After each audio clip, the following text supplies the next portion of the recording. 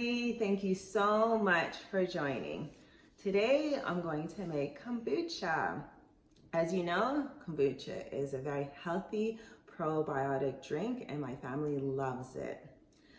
My family loves it so much we end up drinking about a bottle a day. So I end up making quite a few batches. And over the years, I've found a way to make it more convenient and efficient so I can make it more often. And I'm going to show you how to do it in 2 very easy steps. Like I said, my family drinks about a bottle of this a day. So I found this wonderful container that can contain about 9.5 liters of brewed tea. That's about 2.5 gallons.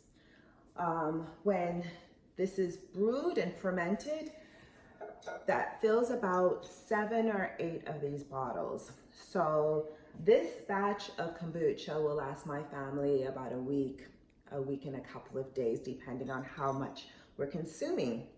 So if you have a family of 4 like mine and they love kombucha, you can follow this recipe. If not, you'll have to modify it for your own benefit.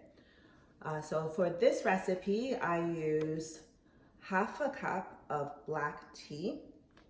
I use this brand because it's available at my local grocery store. It's organic black tea. And also 2 cups of sugar, organic cane sugar. So in the beginning, when I started making kombucha, I would boil the entire contents of the water that I needed, which was, like I said, 9.5 liters. And I realized that it would take a long time for it to boil and then a long time to cool once I've made the tea.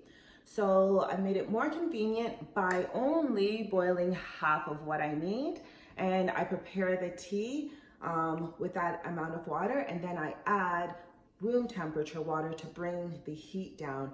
So within about half an hour, I can transfer it into my empty kombucha vessel.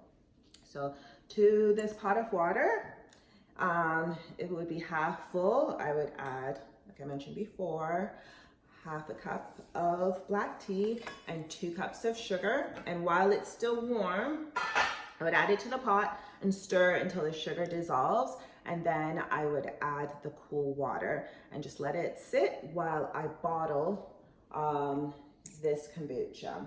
So I'm gonna go ahead and do that, and when I come back, I will show you how I transfer the brewed tea into this vessel and what I add to it to prepare it for fermentation. So please stay tuned for part 2. Thanks.